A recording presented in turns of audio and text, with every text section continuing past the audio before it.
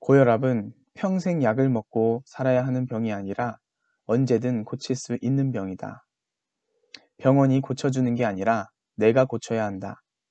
우리 몸은 허튼 짓을 하지 않는다. 하나님은 우리 몸을 완벽하게 지어주셨다. 우리가 관리를 못한 것 뿐이다. 반갑습니다. 건강행전입니다.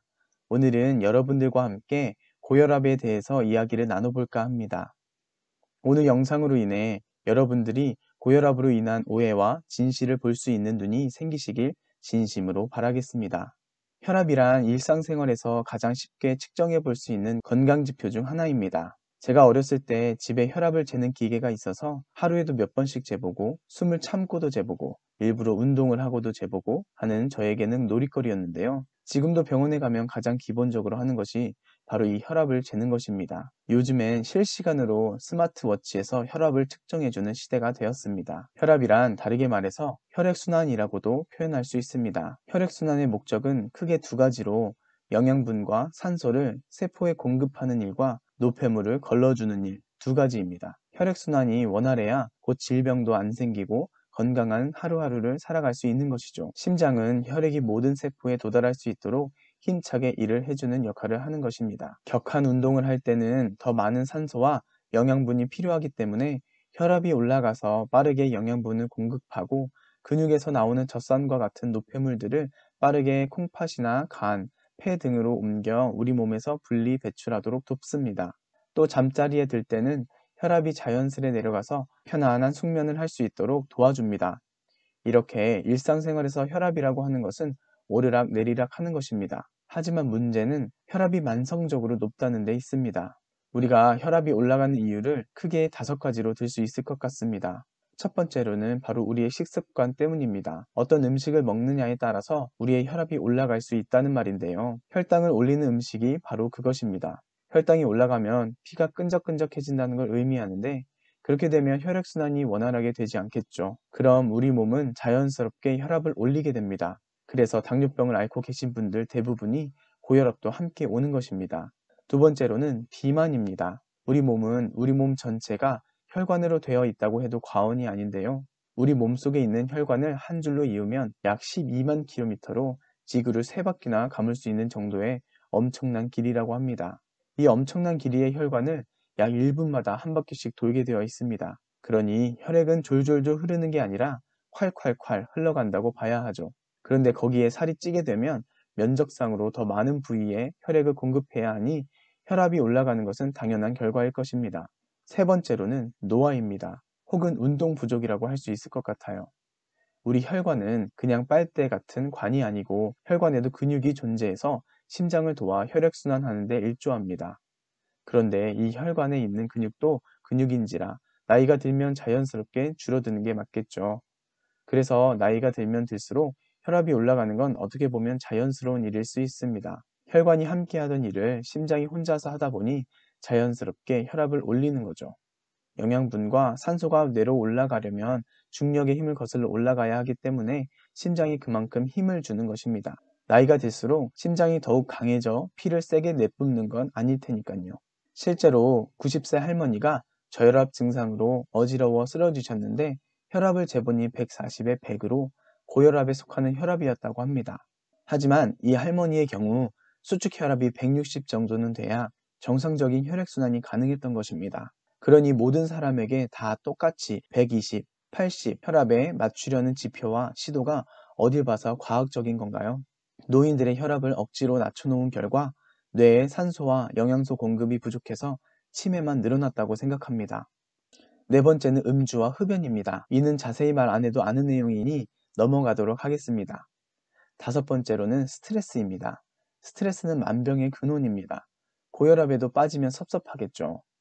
자세한 메커니즘은 지난 영상 숨만 쉬어도 살이 찔 수 있다고 스트레스가 혈당에 미치는 영향을 소개해 드렸는데 조회수가 17이라 다시 말씀드리자면 스트레스는 혈당을 올리는데 한 몫을 합니다. 즉 스트레스를 받으면 혈액이 탁해지고 몸도 살이 찌는 모드로 전환한다는 뜻이죠. 게다가 스트레스를 받게 되면 교감신경을 자극해서 교감신경이 우위에 올라오게 되는데 이는 곧 혈관이 수축되고 이는 더 높은 혈압으로 이어지게 되죠. 그리고 스트레스를 많이 받게 되면 체내 마그네슘이 소진되게 됩니다. 마그네슘은 근육의 이완을 도와주는 영양소인데요. 일반 근육보다 20배 이상 마그네슘을 필요로 하는 심장 근육이 정상적인 박동을 하지 못하고 부정맥과 심박동 정지를 일으켜 사망에 이를 수 있습니다.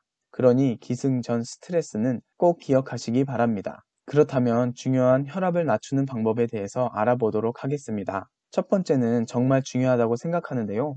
바로 호흡입니다. 깊고 천천히 하는 호흡을 말합니다. 정확하고 올바른 호흡은 혈압을 낮추는데 정말 강력합니다. 우리의 오장육부 중에 유일하게 우리의 의지로 컨트롤할 수 있는 장기가 바로 폐입니다. 그만큼 잘 활용하면 엄청난 이득을 보면서 살아가시게 되는 것이고, 활용하지 못한다면 그만큼 손해를 보면서 살아가게 된다는 말이죠. 다시 한번 말하지만 잘 활용하면입니다. 잘 안다는 것과 그것을 실천하는 것은 하늘과 땅 차이입니다. 대부분의 현대인들은 잘못된 호흡 습관을 가지고 있습니다. 지금 당장 숨을 깊게 쉬어 보시겠습니까? 그러면 대부분 흉부와 어깨가 위로 올라가는 흉식 호흡을 하고 있다는 걸 깨달으실 것입니다. 하지만 이는 잘못된 호흡 방식으로 우리 몸에 매우 해로운 영향을 줍니다. 이렇게 호흡을 하게 되면 목비근을 비롯한 아주 작은 근육들이 이 거대한 흉곽을 들어올리게 됩니다. 그리고 하루에 약 2만 번의 호흡을 한다고 생각하면 그 근육들에 가해지는 부담이 엄청날 것입니다. 그렇게 되면 우리 몸은 전체적으로 긴장하게 되고, 이는 또 다시 얕은 호흡을 부르는 악순환에 빠지게 됩니다. 올바른 호흡 방식은 횡격막 호흡법으로 횡격막을 사용해 호흡하는 방법입니다. 이는 복식 호흡과는 좀 다른 방법으로 단전 호흡에 더 가깝습니다. 호흡할 때 횡격막이 자연스럽게 아래로 내려가면서 배는 자연스럽게 앞으로 나오는 호흡이죠. 이렇게 횡격막 호흡을 천천히 하게 되면 우리 몸의 이산화탄소 농도를 적정량으로 조절해줍니다. 이산화탄소는 우리 몸을 편안하게 만들어주는 역할을 하는데요. 혈관을 확장 및 이완시켜주는 역할을 합니다. 그리고 폐를 보시게 되면 위쪽으로는 얇고 아래쪽으로는 넓은 모양을 하고 있는데요. 깊은 숨을 쉬게 되면 폐 아래쪽까지 모두 다 사용하는 호흡을 하게 되는데, 하부 폐엽에는 부교감 신경을 자극하는 신경들이 위치해 있기 때문에 혈관을 확장, 이완하는 상태가 되어 고혈압을 단번에 낮춰주는 강력한 효과가 있게 되는 것입니다. 그래서 드라마 같은 데 보면 스트레스 받는 상황에서 심호흡하라고 하는 이유가 이 때문인 것이죠. 두 번째로는 식습관입니다. 혈당을 급격하게 올리는 정제된 음식을 멀리하고 자연식과 소식을 병행하면서 혈액을 깨끗하게 만드는 방법이 고혈압을 낮추는 데 강력한 해결책입니다. 혈액이 탁해지면 혈액순환에 장애가 생기니까 혈압을 강하게 올려주려고 하는 심장의 조치는 당연한 것이니까 혈액을 맑게 하는 습관을 잘 기르셔서 혈압을 낮추는 데 도움이 되셨으면 좋겠습니다. 세 번째로는 충분한 햇살을 맞아주는 것입니다. 여러 사람들이 의아해 하실 수도 있는데요. 아침에 햇살이 우리 동공으로 들어오게 되면 우리 몸에선 행복 호르몬이라고도 불리는 세로토닌이라는 호르몬이 만들어지게 됩니다. 이 세로토닌이라는 호르몬이 만들어지게 되면 도파민의 기능이 차단되면서 보상 경로의 활동이 감소하게 됩니다. 이는 우리가 필요 이상으로 음식을 갈망하게 되는 식탐을 억제해 주는데 매우 탁월한 효과를 주게 됩니다. 곧 두 번째로 말씀드렸던 식습관 개선하는 방법으로도 아주 강력하다는 것입니다. 게다가 혈관에 돌아다니는 콜레스테롤과 햇빛이 합성을 하면서 콜레스테롤을 비타민 D로 바꿔주는 메커니즘 또한 혈액을 맑게 해주는 방법이기도 합니다. 그러니 햇빛을 충분히 봐주는 것이 우리 건강에 얼마나 이로운지 모릅니다. 여기에 이어서 네 번째로는 충분한 수면입니다. 잠이 부족하다는 건 혈액을 탁하게 만드는 것과 같습니다. 부족한 수면은 육체적 스트레스에 해당하기 때문에 코르티솔 호르몬이 분비되게 되고, 게다가 그렐린이라는 공복 호르몬이 함께 분비가 되어 깨어있는 시간에 탄수화물과 음식이 당기는 구조가 됩니다. 이는 혈당이 오르는 행동이기 때문에 수면이 얼마나 중요한지 모릅니다. 그리고 잠을 자는 시간은 우리 몸을 청소하는 시간입니다. 잠을 자는 동안 우리 몸 구석구석을 재생시키고 노폐물을 배출시키는 시간인데, 충분한 숙면을 취하지 못한다면 이는 곧 혈압 상승에도 영향을 준다는 뜻이죠. 현대인들은 무언가를 이루거나 좋아하는 일을 할 때, 또 여가 시간을 보낼 때 잠을 줄이려고 하는 경향이 있는 것 같습니다. 하지만 이렇게 해서는 원하는 건 이룰지 몰라도 건강은 잃게 될 것입니다. 아까 세 번째로 아침에 햇살을 보면 세로토닌이 분비된다고 했는데요. 이 세로토닌이 약 16시간 뒤에 멜라토닌이라는 잠을 오게 하는 호르몬으로 바뀐다고 하니 아침에 좀 일찍 일어나서 아침 햇살을 맞아보시는 건 어떨까 합니다. 다섯 번째로는 적당한 운동입니다. 제가 적당한 운동이라고 하는 이유는 각자 개개인마다 신체 능력이 조금씩 다르기 때문에 나에게 맞는 운동, 나에게 적당히 숨이 살짝 차다 싶을 정도의 운동을 권해드립니다. 누구에게는 등산을 하는 것이 살짝 숨이 차다 싶을 수도 있고, 누구에게는 걷는 것조차 버거울 수 있기 때문에 자신의 신체 능력에 맞춰서 운동을 하시면 될 것 같아요.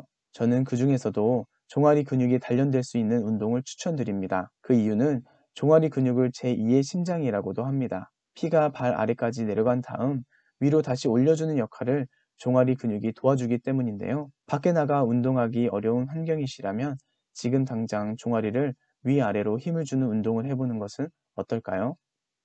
병원에서 주는 혈압약을 깜빡 잊고 안 먹으면 당장 큰일이 나는 줄 알고 불안감에 휩싸이시기보다 이러한 건강한 삶의 패턴 중 놓치고 살았던 부분은 없는지 삶을 먼저 여유를 가지고 돌아보시는 건 어떨까요? 그 무엇보다 하나님의 말씀을 놓치거나 기도를 놓치는 삶은 절대 없으시길 바라겠습니다. 이상 건강행전이었습니다. 고맙습니다.